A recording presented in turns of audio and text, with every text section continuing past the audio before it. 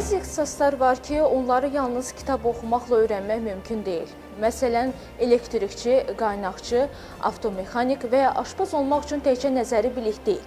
Praktiki bacarıq da vacib məsələdir. Bu baxımdan peşə təhsili əhəmiyyət daşıyır. Burada gənclər ixtisaslarını birbaşa iş üzərində öyrənir, real əmək bazarının tələblərinə uyğun hazırlanırlar.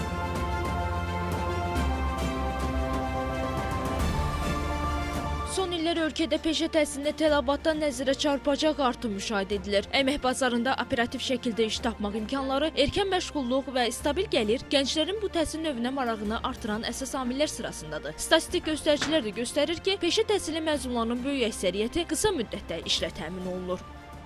Son illər ərzində Cənab Prezidentin müvafiq fərmanları ilə Azərbaycanın müxtəlif bölgələrində, istər Bakı şəhərində bir neçə peşə məktəbi, o cümlədən Bərdə, Qəbələ, Cəlilabad şəhərində yeni peşə məktəbləri qurulub və görünən bundan ibarət ki, bu peşə məktəblərinin məzunları həm asanlıqla iş tapır, bunu artıq insanlar da gördüyünə görə bir çox adamlar ali təhsildən sonra peşəyə qayıdırlar və peşə təhsili almaq istəyirlər.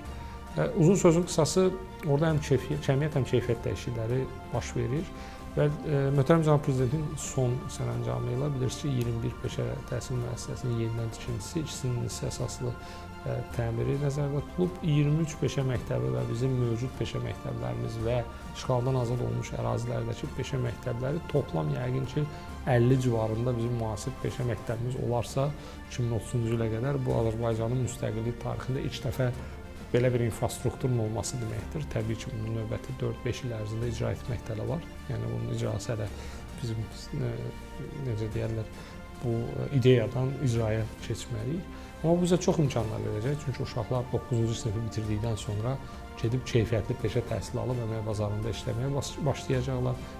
Peşə təhsilinə marağın artırılması istiqamətində də mühüm addımlar atılır. Belə ki, peşə təhsili müəssisələrinin maddi-texniki bazası yenilənir, müasir avadanlıqlarla tədrisat gücləndirilir, beynəlxalq təcrübəyə əsaslanan yeni tədris proqramları tətbiq olunur. Eyni zamanda işə götürənlərlə əməkdaşlıq çərçivəsində dual təhsil modeli genişləndirilir, tələbələr təhsil aldıqları dövrdə real istehsalat mühitində praktiki biliklər qazanırlar. Peşə təhsilinin inkişafına nail olunması üçün bir tərəfdən bir neçə istiqamətdə işlər həyata keçirilməkdədir. Belə ki, bu istiqamətlərdən biri peşə təhsilinin xarakterliyinin artırılması, ikinci istiqamət peşə təhsilinin məzmununun və keyfiyyətinin yüksəldilməsi, növbəti istiqamət isə maddi-texniki baza və infrastrukturun gücləndirilməsi istiqamətidir. Birinci istiqamət üzrə bizim son illərdə mühüm irəliləyişlər nail olmuşdur. Belə ki, son 5 ildə biz tələbə qəbulu sayları 40%-ə qədər artmaqla 25-26-cı tədrisində biz 27 min nəfər tələbənin qəbulunu həyata keçirmişik. Qeyd etməliyəm ki, bu saylardan 85%-i dövlət sifarişli yerlərdən ibarət olmuşdur. Qəbul olan tələbələrin gender bölgüsünə diqqət etdikdə, belə deyək, yaxşı məqamlardan biri odur ki, burada 40% təqribən qadınların payına düşmüşdür. Bu istiqamətdə həyata keçirilən işlər yenə davamlı olaraq davam etdirilir və 26-cı ildə biz hədəfləmişik ki, 28 min nəfər tələbənin qəbulunu həyata keçirəcəyik. Vurğulamaq yerinə düşər ki, işğaldan azad edilmiş ərazilərdə də peşə təhsili müəssisələrinin tikintisi işləri gedir. Burada da gənclərin cəlb olunması istiqamətində tədbirlərin icra ediləcəyi gözlənilir.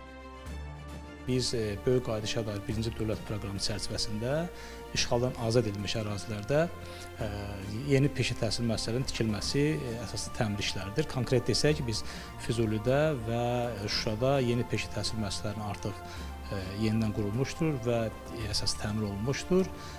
Eyni zamanda deməli Qubadlı, Zəngilan və Ağdamda da bu işlər həyata keçirilməkdədir. Bundan başqa biz sosial-iqtisadi inkişaf strategiyası çərçivəsində ölkənin digər ərazilərində yeni peşə təhsil müəssisələrinin tikintisi işlərini həyata keçirməkdəyik və ən son olaraq qeyd etməliyəm ki, Lənkəranda hal-hazırda Dövlət Peşə Təhsil Mərkəzinin yenidən qurulması işləri tamamilə tamamlanmışdır və yaxın zamanlarda biz həmin müəssisəni tələbələrin və təhsil verənlərin istifadəsinə təqdim edəcəyik.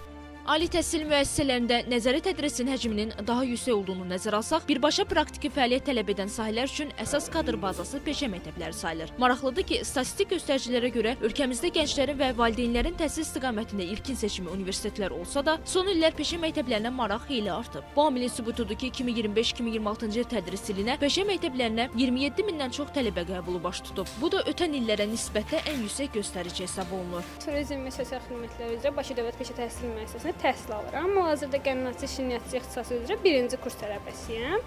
Bu ixtisası sevərək, uşaqdan istəyərək, valideynlərimin dəstəyi ilə buradayam hal-hazırda. Aldığım 4-5 ay təhsil müddətində hal-hazırda sərbəst şirniyyatlar hazırlaya bilirəm. Müəllimlərimdən çox razıyam. Peşəsi olmayan bütün gəncləri peşə təhsil müəssisəsinə dəvət edirəm. Valideynlərim dəstək verdi ki, bəs şirniyyat yaxşıdır. Şirniyyat üçün qəşəng məsləhət verdilər də. Mən də onların dəstəyi ilə gəldim düşdüm bu peşəyə. Və müəllimlərim sağ olsun, əfsanə müəllim sayəsində bu dəqiqə indi şirniyyat bişiririk, sərbəst şirniyyat bişiririk. Evdə boş qaldığımız sürəcə də şirniyyatlar eləyirik. 2024-cü ilə bura qeydiyyata keçib, 2025-ci ildə bura qəbul olmuşam.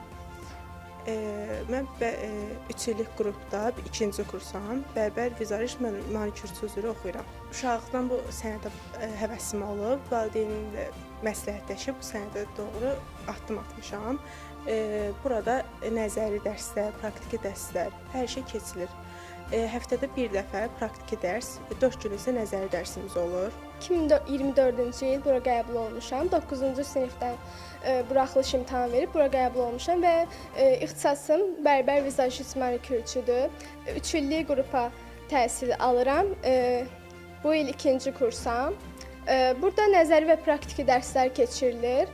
Burada saç düzümləri edirik, dırnaq edirik və yaxud da makyaj edirik. Bu ixtisasa uşaqlıqdan həvəsim olub.